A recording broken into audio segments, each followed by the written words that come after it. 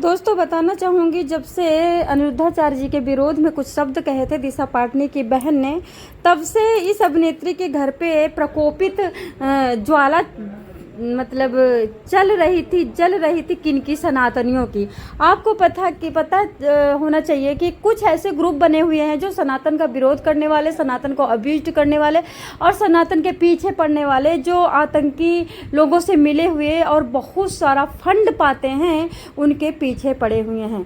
भारत में कतई सनातन के विरोध में वो नहीं सुन सकते हैं। इसी तरह से दिशा पाटनी ने अनिरुद्धाचार्य जी का और प्रेमानंद जी का विरोध किया था कि नहीं किया था, ये वीडियो जोड़ी गई, इधर से कट उधर से कट की गई थी और उनको ब्लेम लगाया गया था। उनके लिए बहुत सारे मीम्स बने थे।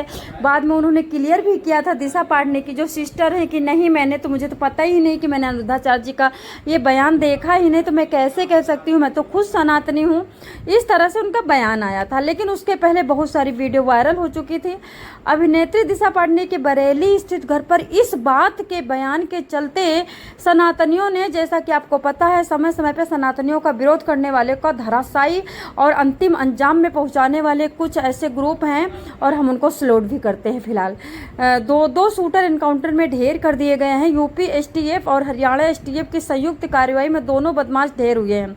शूटरों के नाम रविंदर और अरुण के रूप में सामने आए हैं। रविंदर हरियाणा का रोहतक का, जबकि अरुण सोनीपत का रहने वाला। दोनों बदमाश रोहित गोदारा गोल्डी बरार के गैंग के सक्रिय सदस्य हैं। मौके से ग्लाक, जिगाना पिस्टल और काफी कारतूस बरामद हुए हैं। मालूम हो कि इस घटना की संज्ञान खुद यूपी के मुख्यमंत्री योगी आदित्यनाथ ने लिया था। सीएम योगी ने इस मामले में कड़ी कार्रवाई का निर्देश दिया है। 12 सितंबर को सुबह लगभग 3:45 पे बरेली वाले घर में दिशा पाटनी के घर शुरू हुई थी फायरिंग। और इस जलजला की सनसनीखेज वारदात को, इस संबंध में कोतवाली बरेली में एक मुकदमा दर्ज किया गया था। घटना को अंजाम देने वाले दोनों बदमाशों की पहचान रविंदर निवासी कहनी रोहतक और अरुण निवासी Indian colony Gohana road Sonipat के रूप में हुई थी। ये दोनों रोहित गोदारा गोल्डी बरार गैंग के सक्रिय सदस्य थे। आज यानी 17 सितंबर को यूपी एसटीएफ की नोएडा यूनिट और सीआई यूनिट दिल्ली की एक संयुक्त टीम की थाना ट्रानिका सिटी गाजियाबाद में इन दोनों बदमाशों से मुठभेड़ हुई है। मुठभेड़ के दौरान दोनों बदमाश गंभीर रूप से घायल हो गए हैं, जिन्हें उपचार के लिए अस्पताल भेजा गया है। यहां डॉक्टर ने इन्हें मृत घोषित कर दिया है।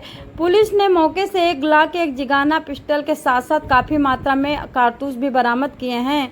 फिलहाल हरियाणा के एसटीएफ और उत्तर प्रदेश के पुलिस मिलकर इस मामले की गंभीरता से जांच कर रही है। बताना चाहूँगी, सनातनियों का विरोध करना, भारत देश में वृद्धाओं को, गायों का पालन करने वाले अनिरुद्धाचार्य किसी भी प्रकार के किसी के बयान के मोहताज नहीं है, पहचान के मोहताज नहीं है, किसी के दास नहीं है, किसी के सपोर्ट की उनको ज़रूरत नहीं है।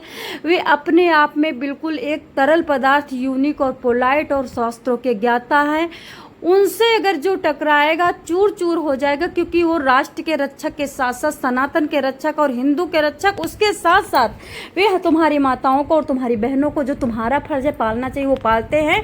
और उनके बुरे विरोध में जो भी आएगा उसका वो धराशायी हो ही जाएगा। यहाँ पे कुछ गलतफहमी हुई है। ये सोशल मीडिया ने इस घर को बर्बाद करने में कोई कसर नहीं छोड़ी है। वो बार बार चीखती रही, चिल्लाती रही कि मैंने सुना ही नहीं बयान, मैंने तो बस पहले कुछ ऐसे अपशब्द लिविंग रिलेशनशिप में कहे थे, जो कि बाद में वो जोड़े गए हैं अनिरुद्धाचार्य जी के लिविंग रिलेशनशिप के बयान में।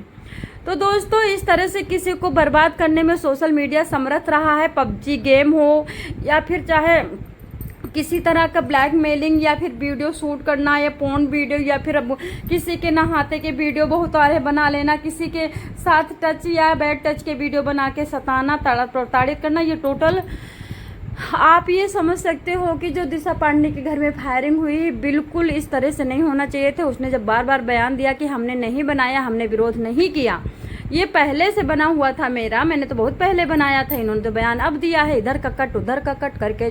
जिस तरह से प्रदीप मिश्रा जी को फंसाया गया था, राधा रानी का उन्होंने कभी अपमान नहीं किया था, लेकिन इन कट्टुकुट्ट वालों ने, सनातन को धराशायी करने वालों ने प्रदीप मिश्रा को कितने पुतले फुकवाए, कितना जूते चटवाए, कितने FIR करवाए। ये सोशल मीडिया पता नहीं अभी कहाँ तक जाएगी, कितना धराशायी करेगी, क्या करेगी, कुछ नहीं पता। तो फायरिंग करने वालों को, जो रियल सनातन का अपमान करने वाले, उनको नहीं देखते हैं और किसी तरह से वायरल वीडियो के पीछे भाग करके एक मतलब निर्दोष इंसान को सताते हैं। और अभी निर्दोष यहाँ पे जिनको इनकी कोई गलती नहीं थी, ये कंफ्यूज हुए थे और कंफ्यूजन में इन्होंने फायरिंग की थी, क्योंकि ये कभी नहीं बर्दाश्त कर सकते कि सनातन का अपमान हो। और दिशा पाटनी की जो बहन हैं, जो भी खुशबू पाटनी, उनके द्वारा जो बयान आए थे, तो कंफ्यूजन में सब कुछ हुआ और ये बेचारे दोनों कंफ्यूजन में अपनी अंतिम यात्रा करते हुए चले गए हैं। यहाँ पे सोशल मीडिया का पूरा रोल है, यहाँ पे किसी की कोई गलती नहीं है।